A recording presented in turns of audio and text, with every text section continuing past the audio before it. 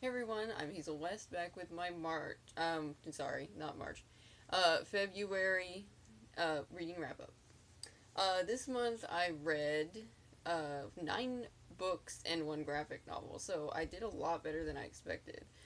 And, before we get started, I just want to show you that I finally got the copies in of Blood Ties, the brand new beautiful copies. And this is what someone will be receiving from the giveaways that I'm doing both on Goodreads and on my blog tour. Because Blood Ties is currently on blog tour. I will link um, below to the itinerary if you'd like to follow. Please join us because we've had a lot of fun so far, and that it'll give you a chance to learn a little more about the book. And if you haven't seen the Blood Ties book trailer that I just posted last weekend, check that out too. I'll link that as well. So that's exciting. And now we can get into the reading wrap up.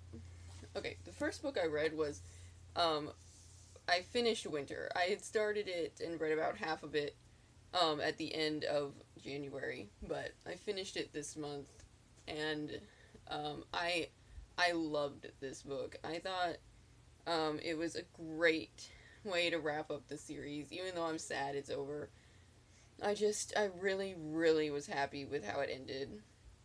I think I liked it best because it was a really good and decent ending, even if it wasn't like typical fairy tale happy ever after ending. And I liked that even better because of it. So I don't know. I can't say much about this book at all because just way too many spoilers. But I think I'll just sum it up by saying that I really really loved it. I think it's my favorite in the series. And I really look forward to reading anything she comes up with next. I really like Marissa Mayer's writing style and the way she does I just love the way she does characters and the not only the romantic relationships, because none of them were annoying in this book, and I love all the canon ships, and I fangirl responsibly. Thank you very much. Um, in this book, like they're some of my favorite fictional couples actually, but I also loved the friendships that formed between all the characters.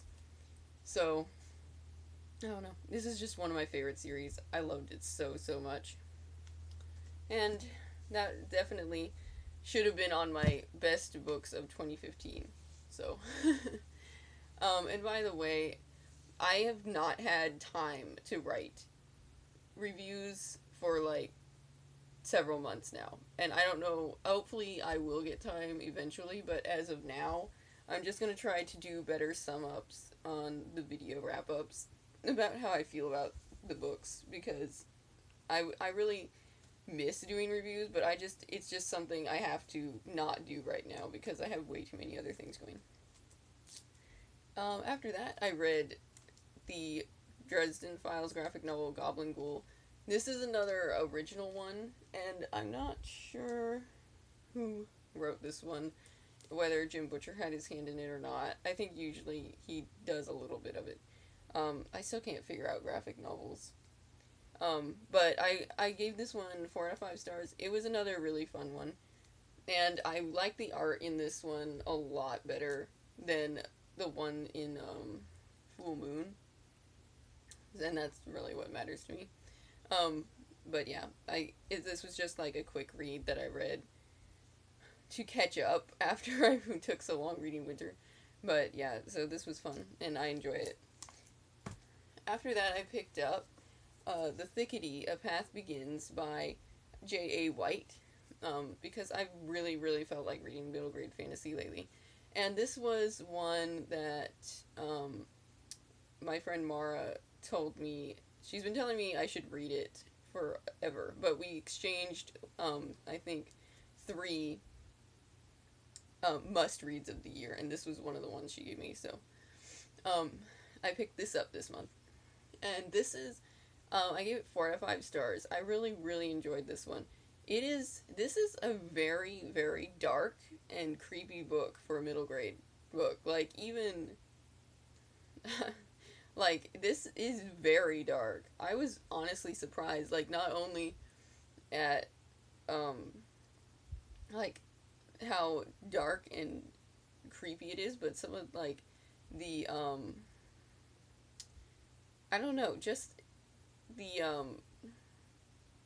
like, there's no bad content, but the content they chose to put in, I thought it was interesting because there's, like, actual, like, violence and stuff, and it's not historical fiction.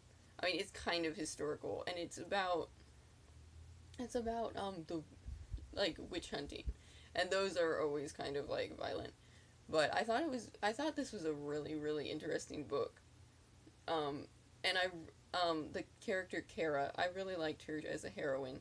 She was really smart and she was strong, but she didn't have an attitude, even though she could have in her position. She just kind of like tried not to let what people thought of her bother her, and she was a really, really good big sister to her little brother, and that kind of that always softens me towards characters.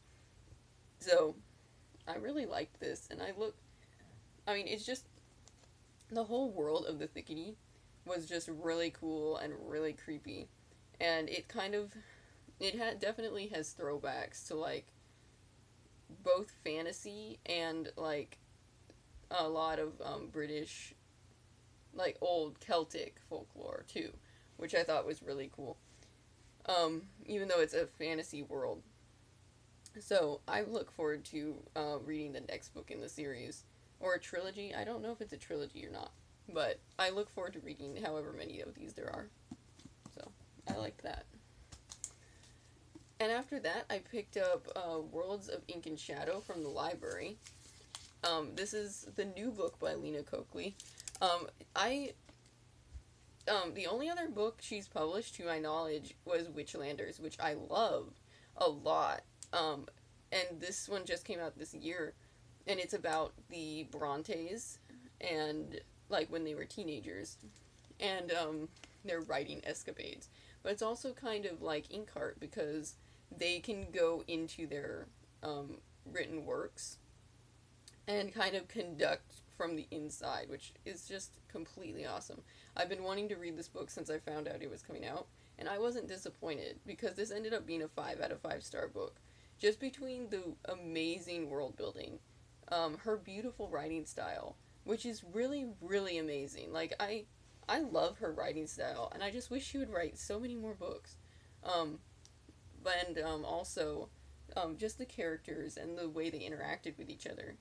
I really liked I really liked seeing all the siblings working together and like interacting because I think it's really cool.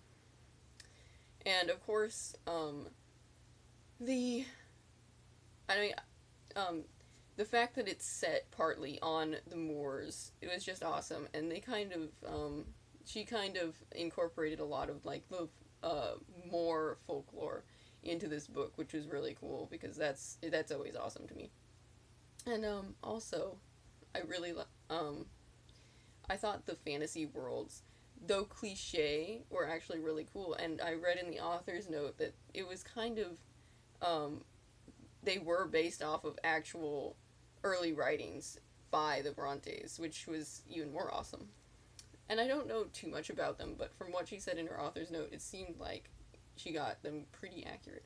So yeah, if you're a fan of any of the Bronte writings, I would pick this book up. If you're a fan of Inkheart, I would pick this book up because to me, it's what Inkheart is more of a reader's book, and I am a reader, but I'm also a writer, and this one speaks to the writer in me, and I really loved it because of that.